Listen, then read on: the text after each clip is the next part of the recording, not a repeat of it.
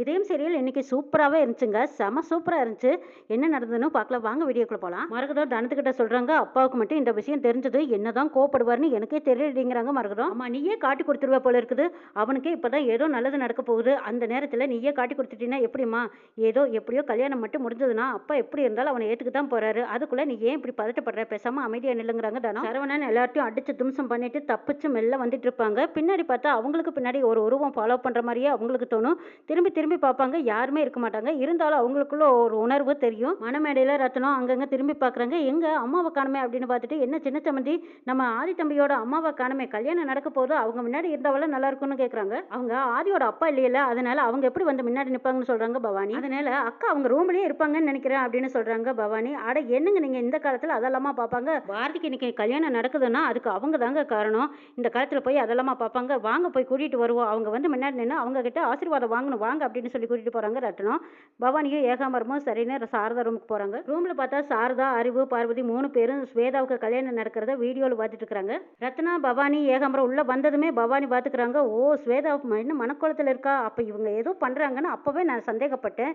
கரெக்டாக தான் போச்சு, ஸ்வேதா என்ன மனக்குளத்தில் இருக்காளே, அப்போ மாப்பிள்ளை யாரா இருக்குன்னு யோசிக்கிறாங்க. ரத்னா வந்ததும் சாரதாவை கேட்குறாங்க, ஏமா நீங்க பண்றது சரியான்னு கேட்குறாங்க. என்னன்னு ஒரு நிமிஷம் ஒண்ணுமே புரியாம 3 பேர் சேர்ந்து நிற்கிறாங்க. இல்லைங்க நான் எப்படி முன்னாந்து வந்துங்கிறாங்க. என்னங்க ஆதி தம்பி எவ்வளவு நல்லது பண்ணியிருக்காரு, நீங்கள் சொசைட்டியில் எவ்வளோ பெரிய ஆள், நீங்கள் போய் இதையெல்லாம் பெருசாக நினச்சிக்கிட்டு ஓரமாக நிற்கலாமா? நீங்கள் முன்னாடி வந்து கல்யாணத்தை நடத்தி கொடுங்க, வந்து ஆசீர்வாதம் பண்ண வாங்கன்னு கூப்பிட்றாங்க. நீங்கள் போய் சீரியல் பார்த்துட்டு இருக்கிறீங்களே, தம்பிக்கு கல்யாணம் நடக்க போகவில்லை, நீங்கள் தானே பக்கத்தில் இருக்கணும், வாங்கன்னு கூட்டிகிட்டு போகிறாங்க. சாரதா, அறிவு, பார்வதி இவங்க 3 பேர் வேறு வழியே இல்லாமல் ரத்னத்தோட பின்னாடி போகிறாங்க.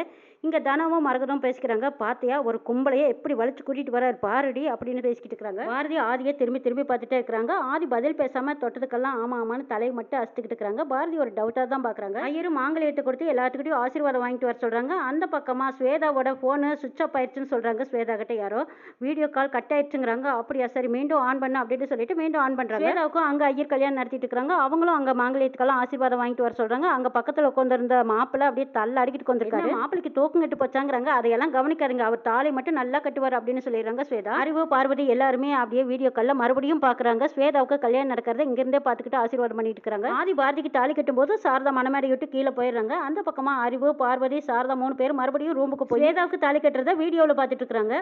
அங்கே தாலி கட்டி முடிச்சதுமே மறுபடியும் மணமேடைக்கு 3 பேர் வந்துடுறாங்க. வந்ததுக்கப்புறம் பார்த்தா இங்கே ஆதி பாரதி கழுத்தில் தாலியை கட்டணும். ஆதி தலையில் இருக்கிற உருமாலை பூச்சரத்தை எடுக்கிறாங்க. ஆதி பாரதிக்கு தாலியை கட்டி சந்தோஷமாக 2 பேரும் ஒருத்தருக்கு ஒருத்தர் மொத்தம் கொடுத்துக்கிறாங்க. இதை சாரதா, பார்வதி, அறிவு இவங்க எல்லாரும் பார்த்துடுறாங்க.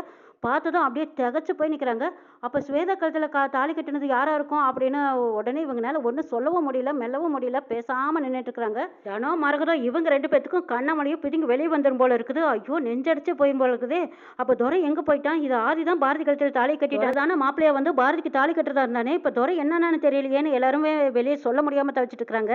இந்த பக்கமாக பாரதி ஆதியோட கல்யாணத்தை பார்த்து சந்தோஷப்படுறவங்களும் இருக்காங்க, இதில் குழப்பத்தில் நிற்கிறவங்களும் இருக்காங்க. இதில் முக்கால்வாசி பாதிக்கப்பட்டிருக்கிறது அறிவும் பத்மாவும். சாரதானால இந்த டைமும் திரும்ப முடியல, அந்த டைமும் திரும்ப முடியல. இப்போ மகனுக்கு நடந்த கல்யாணத்தை நினைச்சு சந்தோஷப்படுறதா இல்லை ஸ்வேதாவுக்கு தாலி கட்டினது யாருன்னு நினைச்சு வேதனைப்படுறதான்னு புரியாமல் நின்றுட்டு இருக்கிறாங்க. சரவணன் மெல்ல மெல்ல எப்படியோ வந்துடுறாங்க. பின்னாடியே அந்த உருவம் வாசுவோட உருவம் வந்துட்டே இருக்குது. சரவணன் வந்ததும் தடுத்து நிறுத்தலான்னு வரும்போது இங்கே தாலி கட்டி முடிச்சிடுறாங்க. அந்த பூ சரத்தையும் எடுத்து பார்க்கும்போது அங்கே ஆதி உட்காந்துருக்கிறத பார்த்து சாக்காகி நிற்கிறாங்க சரவணன். வாசு சரவணனோட தோலை தொடுறாங்க.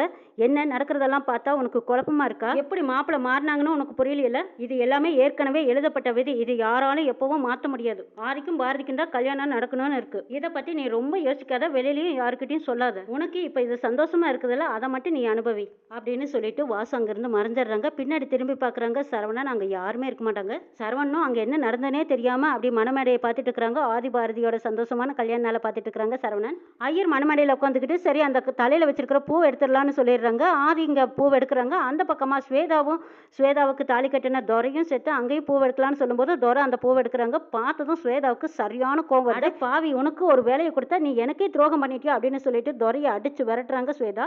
ஆதி பாரதி 2 பேரும் சந்தோஷமா இருந்துருச்சு. சரி நீங்கள் போய் பெரியவங்க கிட்ட ஆசீர்வாதம் வாங்கிக்கோங்கன்னு சொல்கிறாங்க.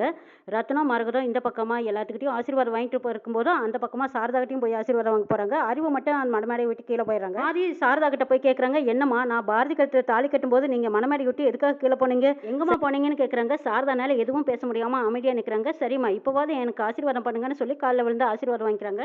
அறிவு சரியான டென்ஷன்லையும் கோவத்துலையும் என் பொண்ணு கழுத்தில் தாலி கட்டணும் எவன்னு சொல்லிட்டு போயிருக்காங்க. அங்கே போய் பார்த்தா துரை, அட பாவி துரை துறை எங்களை இப்படி நம்ப வச்சு மோசம் பண்ணிட்டியே, என் பொண்ணு கழுத்தில் தாலி கட்டிட்டியேன்னு அறிவு சரியான டென்ஷனில் துறையை 4 போடு போடுறாங்க.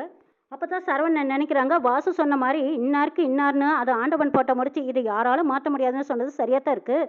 ஆதிக்கும் பாரதிக்கும் சூப்பர் ஜோடி, அந்த பக்கமாக துறைக்கும் ஸ்வேதாவுக்கும் சூப்பர் ஜோடி. இன்னும் என்னெல்லாம் நடக்க போகுதுங்கிறதையும் நாளை சொல்ல பார்க்கலாம்.